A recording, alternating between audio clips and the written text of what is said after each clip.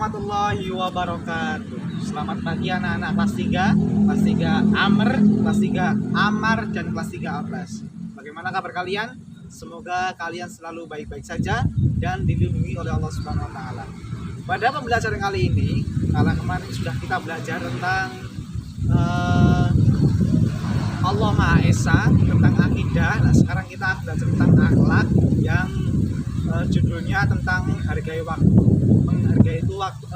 Menghargai waktu itu artinya apa? Kemudian dalilnya seperti apa? Dan manfaat dan segalanya itu nanti kita akan bahas satu persatu. Langsung saja kita bahas dari pengertiannya. Menghargai waktu sendiri mempunyai arti apa? Dalam Islam, menghargai waktu itu adalah menggunakan waktu dengan sebaik-baiknya.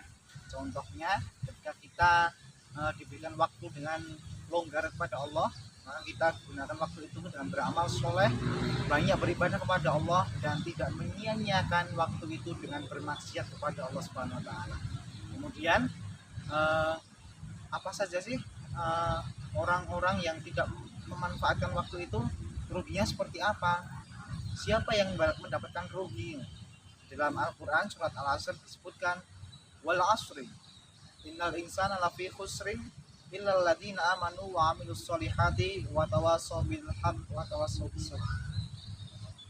Yang artinya, ayat pertama demi masa ataupun demi waktu. Kemudian ayat kedua dijelaskan, sesungguhnya orang-orang itu semua orang, bukan hanya orang Islam saja. Orang Islam, orang Kristen dan lain sebagainya. Orang-orang sesungguhnya manusia itu benar-benar dalam keadaan rugi. Kecuali siapa? Kecuali diteruskan, dilanjutkan ayat yang ketiga, illal ladzina amanu wa amilus solihati wa tawassaw bil haqq wa tawassaw bis sabr. Kecuali orang-orang yang beriman dan mengerjakan amal soleh dan menasihati dalam berbuat kebaikan, dalam kebenaran, dan menasihati dalam kesabaran. Ketiga ayat tadi dijelaskan bahwa siapa orang-orang yang rugi itu, orang-orang yang menyia-nyiakan waktunya. Kemudian siapa yang tidak rugi? Orang-orang yang beriman, orang-orang yang beramal soleh, orang-orang yang mengingatkan dalam kebenaran, dan orang-orang yang mengingatkan dalam kesabaran. Sekarang kita harus tahu bagaimana agar kita tidak menjadi orang yang rugi. Kalian bisa cek juga di buku paket halaman 47. Yang pertama, agar kita tidak menjadi orang yang rugi, maka kita perbanyak beribadah kepada Allah Subhanahu wa taala. Contohnya apa? Sholat tepat waktu. Kemudian berpuasa Ramadan, zakat. Nah, itu ketiga-tiganya itu tercantum dalam rukun Islam. Yang pertama, rukun Islam apa? Syahadat, 2 sholat, 3 puasa, 4 zakat, 5 haji. Keempat-empatnya ibadah atau kelima-limanya rukun Islam yang telah Pak Samsul sampaikan tadi, bagaimana caranya agar kita bisa melaksanakan semua amal soleh tadi. Ketika kita bisa menjalankan kelima rukun Islam tadi, maka kita termasuk orang yang tidak merugi. Yang kedua, mengerjakan amal soleh dengan sebanyak-banyaknya. Contohnya seperti apa? Kita bersedekah kepada fakir miskin, kita menolong sesama, ketika ada teman yang jatuh kita tolong, kemudian menyantuni anak yatim, dan lain masih banyak amal soleh yang belum kita kerjakan. Maka kita harus perbanyak amal soleh. Kemudian yang ketiga, untuk saling menasehati sesama muslim. Dalam hal apa? Mas Pak Samsul sampaikan tadi di Al-Quran surat Al-Asr bahwa untuk menjadi orang yang tidak merugi, kita mengingatkan dalam hal kebenaran, kemudian mengingatkan dalam hal ketaatan, dan mengingatkan dalam hal kesabaran. Itu tadi 3 agar kita menjadi orang yang tidak merugi.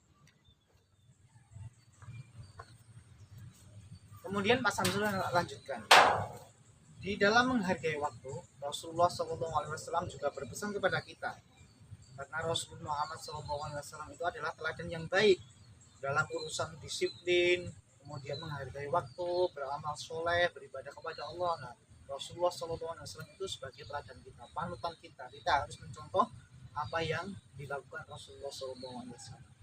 Rasul berpesan dalam sebuah hadis bahwasannya manfaatkan 5 waktu sebelum datangnya 5 waktu. Apa saja 5 waktu itu? Ketika masa mudamu sebelum masa tuamu.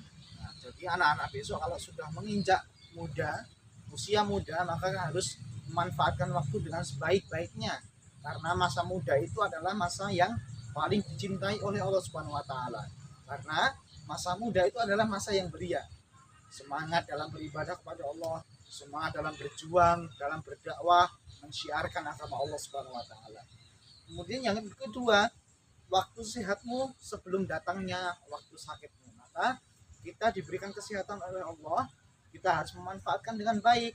Kita diberikan kaki yang utuh, kita masih bisa berjalan, maka kita harus jamaah ke masjid. Kemudian kita masih diberikan badan yang utuh daripada di luar sana yang ada kekurangan dalam fisiknya, maka kita harus bersyukur pada Allah Subhanahu wa taala dengan memanfaatkan kesehatan kita sebelum datangnya masa sakit kita. Yang ketiga apa? Yang ketiga, masa kayamu sebelum datangnya masa miskinmu. Maka kekayaan itu adalah ujian dari Allah. Maka ketika besok anak-anak sudah mempunyai semua yang anak-anak cita-citakan, maka anak-anak juga harus memanfaatkan semua yang kalian miliki itu. Bersedekah, kemudian berinfak, menolong sesama, menyantuni anak yatim, dan menyedekahkan harta-hartanya di jalan Allah Subhanahu wa taala. Selanjutnya, masa luangmu sebelum masa sempitmu. Nah, itu yang perlu kalian ingat ketika kalian diberikan tugas oleh guru-guru kalian, kalian harus mengerjakannya. Jangan menunda-nunda.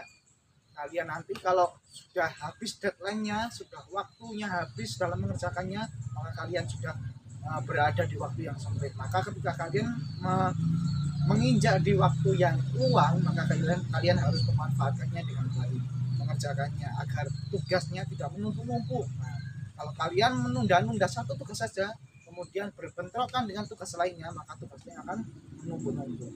Yang terakhir, yang kelima, hidupmu sebelum datangnya masa matimu.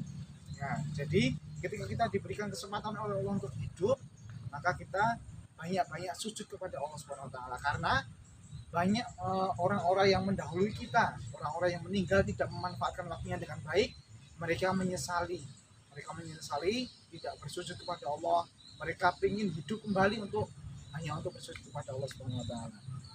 Cara menghargai waktu bagi seorang pelajar itu seperti apa? Seperti kalian, satu, berangkat ke sekolah dengan tepat waktu. Nah, besok kalau sudah waktunya masuk sekolah lagi, kalian harus datang tepat waktu, disiplin. Kalian menunda-nunda berangkatnya, kalian terlambat, maka kalian berarti tidak menjadi orang yang disiplin. Yang kedua, selalu mengerjakan tugas tepat waktu. Lah, ini salah satu orang siswa yang disiplin itu mengerjakan tepat waktu, tugas tepat waktu, mengumpulkan tugas tepat waktu. Seperti itu ya. Selanjutnya, memanfaatkan waktu luang untuk belajar meski tidak ada ulangan. Walaupun tidak ada ulangan, kalian harus tetap belajar, menambah wawasan kalian, menambah ilmu kalian. Jadi ketika besok kalian ditanya tentang sesuatu itu, maka kalian sudah pasti tahu karena kalian sudah belajar, wawasan banyak, ilmu banyak. Jadi kalian menemukan solusi-solusi dari apa yang kalian dapati. Yang keempat, tidak menyia-nyiakan waktu hanya untuk bermain saja. Nah, ini hanya untuk nge-game, pergi keluar rumah, membuang-buang waktu, bermaksiat kepada Allah. Nah, ini harus kita hindari. Yang terakhir, manfaat menghargai waktu itu apa? Satu, pekerjaan tidak menumpuk. Nah, tadi kalau kita tidak menunda-nunda pekerjaan satu, maka pekerjaan yang lainnya tidak akan berbentrokan, tidak akan menumpuk-numpuk. Kalau misalnya hari ini kalian diberikan tugas, maka harus kalian selesaikan hari ini juga. Jangan menunda-nunda sampai minggu depan, kemudian kalian tugasnya banyak menumpuk-numpuk, jadi kalian harus gerak cepat untuk menyelesaikan tugas itu. Sudah dikejar-kejar gurunya untuk mengumpulkan tugas, maka kalian nanti akan bingung, gitu ya. Yang kedua, melatih kedisiplinan seseorang. Kalau orang yang sudah bisa menghargai waktu, maka orang itu bisa dikatakan disiplin. Yang ketiga, membuat orang lebih percaya kepada kita. Jadi ketika kita mendapat kepercayaan untuk melaksanakan tugas, mengerjakan tugas tepat waktu, nah itu akan kita mendapatkan kepercayaan dari orang lain. Tapi kalau kita menunda-nunda waktu, menunda-nunda pekerjaan, kemudian pekerjaan menumpuk-numpuk, maka kita juga tidak dipercaya oleh orang-orang. Yang terakhir, dapat mengatur kegiatan dengan lebih mudah. Nah, ini dalam artian mengatur waktu dengan sebaik-baiknya. Jika kita bisa mengatur satu hari saja waktu aktivitas kita dengan sebaik-baiknya, maka insya Allah selanjutnya kita akan bisa mengatur dengan teratur. Seperti itu.